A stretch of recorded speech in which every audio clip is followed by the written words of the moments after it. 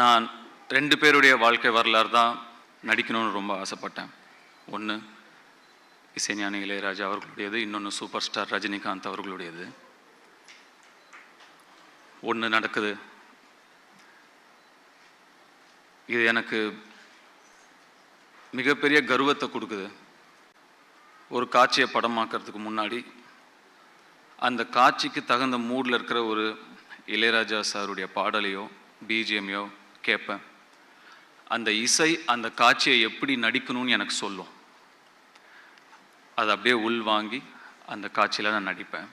இசைஞானி இளையராஜா சார் அவர்களுக்கும் உலகநாயகன் கமல் சார் அவர்களுக்கும் என் நண்பர் வெற்றிமாறன் அவர்களுக்கும் என் செல்லம் பாரதி ராஜா சார் அவர்களுக்கும் மற்றும் வாழ்த்த வந்திருக்கும் அனைவருக்கும் என்னுடைய வணக்கம்.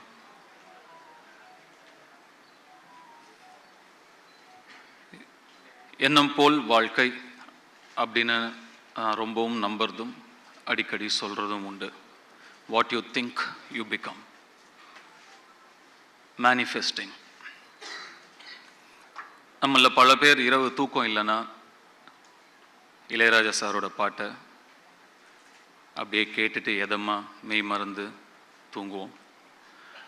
ஆனால் நான் பல இரவுகள் இளையராஜா சாராகவே நடித்தா எப்படி இருக்கும்னு என் மனசில் நடித்து பார்த்துட்டு படுத்துகிட்டே இருந்திருக்கேன் தூக்கம் இல்லாமல். மேனிஃபெஸ்டிங். நான் 2 பேருடைய வாழ்க்கை வரலாறு தான் நடிக்கணும்னு ரொம்ப ஆசைப்பட்டேன். ஒன்று இசைஞானி இளையராஜா அவர்களுடையது, இன்னொன்று சூப்பர் ஸ்டார் ரஜினிகாந்த் அவர்களுடையது. ஒன்று நடக்குது. இது எனக்கு மிகப்பெரிய கர்வத்தை கொடுக்குது. இந்த இடத்துக்கு வர முடிஞ்சது, இந்த வாய்ப்பு எனக்கு கிடைச்சிருக்குங்கிறது. நான் இளையராஜா சாருடைய ரசிகன், பக்தன். அவருடைய இசைதான் எனக்கு துணை, மை கம்பேனியன். இது எல்லாருக்குமே பொருந்தும். அதை தாண்டி அவருடைய இசை எனக்கு ஒரு நடிப்பு ஆசானும் கூட.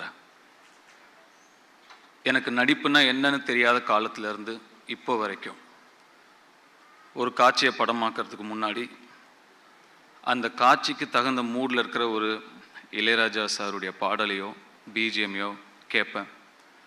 அந்த இசை அந்த காட்சியை எப்படி நடிக்கணும்னு எனக்கு சொல்லும். அதை அப்படியே உள்வாங்கி அந்த காட்சியில் நான் நடிப்பேன். வெற்றிமாறன் ஒரு சில தடவை இதை பார்த்துருக்காரு நான் பண்ணுறத.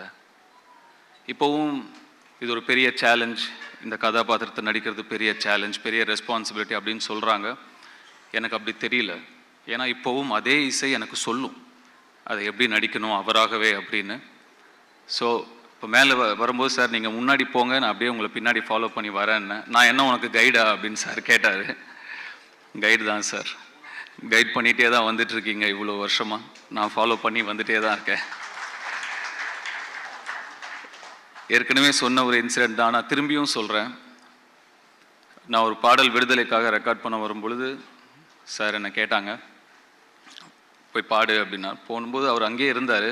சார் நீங்கள் இங்கே தான் இருப்பீங்களா அப்படின்னு கேட்டேன். நான் என்னைக்கு உன் கூட இல்லை அப்படின்னு திருப்பி என்ன கேட்டார். ஆமாம் சார், என் அம்மா வயிற்றில் நான் இருக்கும்போதுலேருந்து நீங்கள் என் கூடயே தான் இருக்கீங்க அப்படின்னு நான் சொன்னேன்.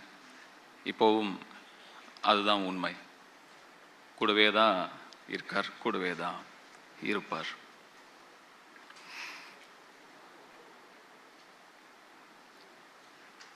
நிறைய விஷயங்கள் பேசணும்னு நினைக்கிறோம். ஆனால் நம்ம முன்னாடி நிறைய பேர் பேசுறதுனால நிறைய பாயிண்ட்ஸ் நம்ம யோசிச்சுட்டு வந்துடுது, போயிடுது. வெற்றி ஒரு சில விஷயங்களை அப்படியே போகிற போக்கில் அடிச்சிட்டாரு. இப்போது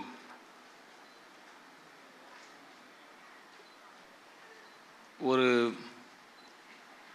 ஆர்டிஸ்டாக நான் இதோ எனக்கு கிடைச்ச ஒரு மிகப்பெரிய அங்கீகாரமாக நான் நினைக்கிறேன்.